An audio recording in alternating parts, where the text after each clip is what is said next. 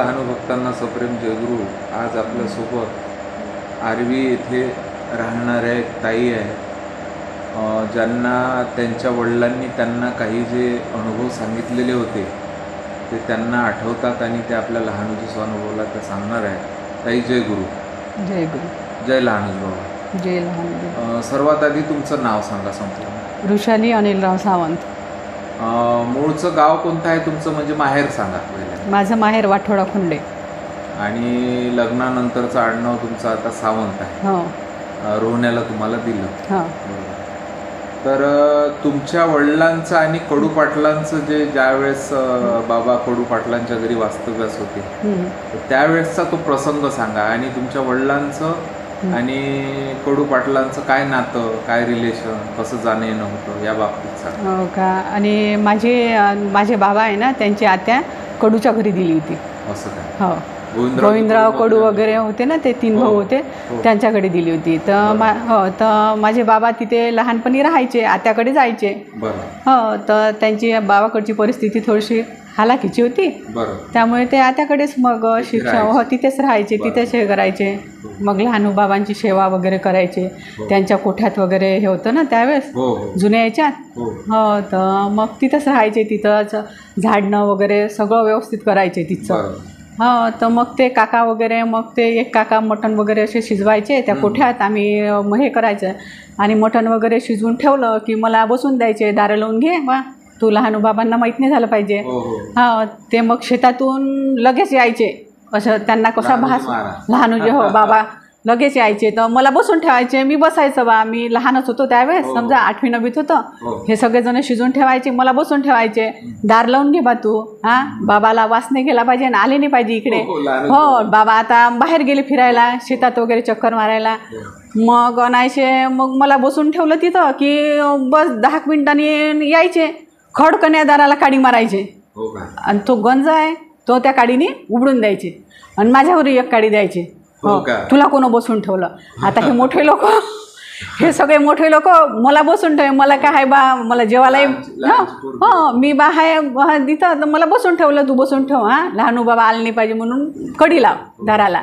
तरी ते एक काडी घ्यायची आणि ते उघडायचे आणि तो गंजही पाडून द्यायचा. हा असा अनुभव होता हा बाबांचा. बाबा सांगायचे आम्हाला लहानपणी, असं झालं बा, आम्ही टाकरखेडलाच राहिलो आत्याकडे, आमचं शिक्षण वगैरे तिथंच आम्ही कामं करायचे, आमची परिस्थिती थोडीशी हालाकीची होती. तर मग असं करता करता बाबा 9वीपर्यंत राहिले. मग 9वी नंतर बाबा मिलिटरीत गेले.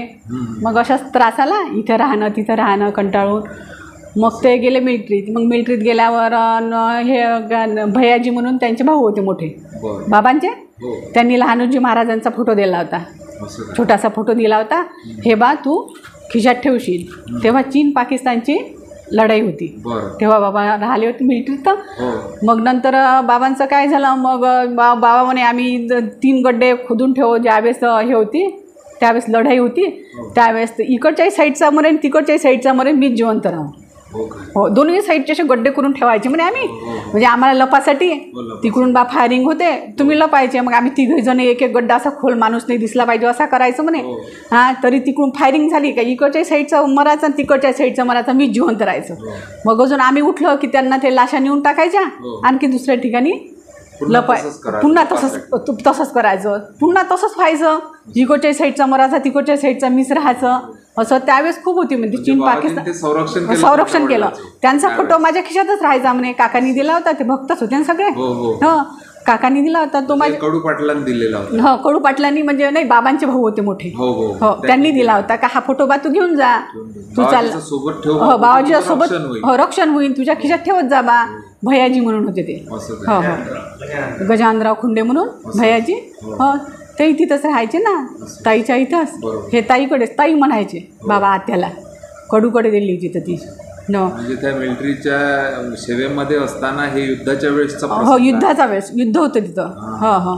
खूप बाबा सांगे ना त्यावेळेस पिस्तुलान फायरिंग रणगाळेन हे ते खूप सांगायचे बाबा. म्हणजे त्यावेळेस खूप हे होतं म्हणते. अरब राष्ट्र आम्हाला लुटा लागलं म्हणे त्यावेळेस, एवढं झालं. आणि त्यावेळेस कशी अशी हे सोय नव्हती म्हणे. त्यावेळेस कसं हेलिकॉप्टरनं जर असे तुकडे म्हणजे पोळ्याचे भाजीचे असे टाकले तर तेच खा लागे म्हणे आम्हाला. तेव्हा ते खूप कठीण होते म्हणजे परिस्थिती. हो आणि गड्डे करू करू अशी लपा लागली म्हणे आम्हाला. सैन्यासाठी जो रसद वगैरे राहायची हो हो त्याची म्हणजे या पद्धतीने या पद्धतीने हो अन्न टाकायची ते. हो ते आम्हाला खा लागले म्हणे गड्डे करून लपा लागले संरक्षण म्हणून. कठीण काळ. हो कठीण काळ होता त्यावेळेस.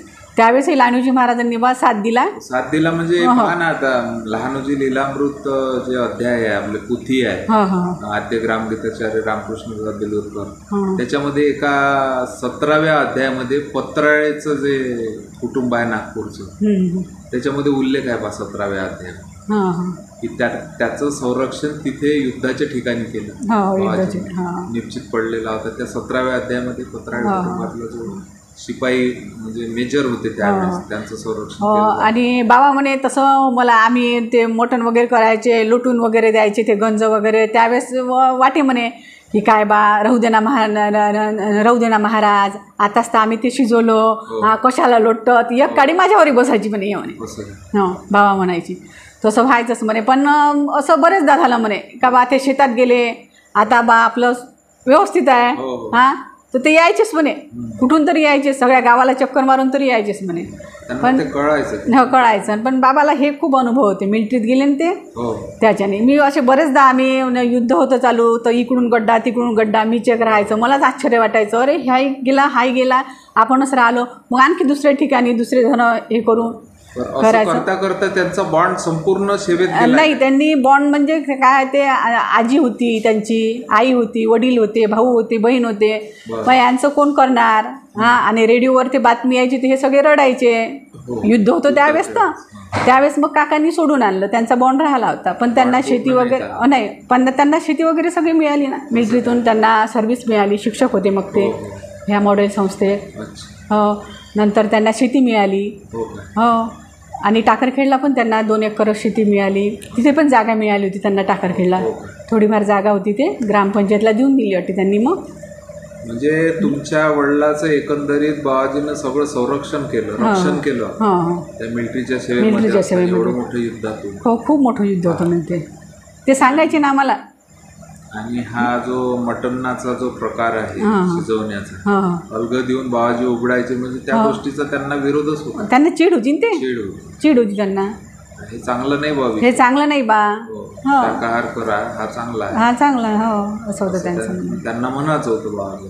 हो तर ताई तुम्ही जे काही तुमच्या वडिलांनी सुपूर्त केलेले आणि तुम्ही पहारा द्यासाठी ते मटण शिजवताना तुम्हाला पहारा द्यासाठी म्हणून त्यांना ठेवे हे काही तिथं शिजवासाठी नाही जाय का नाही बा तू इथं पहारा दे कारण का त्यांना माहित आहे कधी जर महाराज येईल किंवा पण ते तसं व्हायचंच म्हणे नाही म्हणे बहुधा व्हायचं इथं नाही आम्ही करायचं. त्यांचं घर म्हणजे पूर्ण कोठाच होता आणि त्यात लहानोजी महाराजाची सगळी हेच होती. त्याच्याने कुठंतरी बा आपण वास्तव तिथं कुठंतरी लपून कुठंतरी तिथून 26-27 वर्षाचं वास्तव्य तिथे झालं लपून करायचं. त्याच्यानंतर मग ते कुटीचं निर्माण वगैरे बाबाजीच्या इच्छेने ताईकडनं स्टार्ट जायचं म्हणते बाबाच्या तुम्हाला सांगतो अजूनही कडूपाटलाच्या आधी ताई होत्या त्या रजनीताई कडू अजूनही आपण एका व्हिडिओमध्ये त्याचा आता अलीकडल्याच एका शॉर्ट व्हिडिओमध्ये त्यांचं टाकलं आहे आणि त्यांच्याकडे जी मायबाईची समाधी आहे नाम समाधी आहे ना आम्ही अजूनही आहे आणि वैशाख शुद्ध नवमीला तिथे कार्यक्रम होते अजूनही करतात. म्हणजे परत एक असं आहे की त्यांच्या ज्या गोविंदरावजी कडूच्या ज्या कन्या आहेत त्या मुलाखतीमध्ये सांगतात की आमच्या घरी कोणतंही मैतीचं काम होऊ द्या काही होऊ द्या सुतक जरी आम्हाला असलं तरी बाबाजी आमच्या घरचं अन्न सेवन करायचं तिथूनच स्टार्ट जायचं जरी असलं तरी आमच्या घरचं अन्न सेवन करायचेच बा हे एक वैशिष्ट्य होतं. काय असावं त्यांचं तर्कज्ञान म्हणा किंवा काय म्हणा ते संताला म्हणा जायचंच बोलू नाही शकत. पण सुतकामध्ये सहसा आपण सुतकाच्या घरचं जेवत नाही जेवतो का आपण नाही जेवत परंतु संताला काही ते बाबाचं बाबाला माहीत आहे की नाही असं आपण एक त्याच्यामध्ये अनुमान न काढलेला बरा. तर आज तुम्ही जे काही अनुभव सांगितले तुमच्या वडिलांनी तुम्हाला सुपूर्द केलेले आणि अतिशय चांगले प्रसंग युद्धाच्या परिस्थितीचा प्रसंग तुम्ही सांगितला याबद्दल मी तुमचा आभारी आहो. जय गुरु. जय लहानोजी महाराज की जय.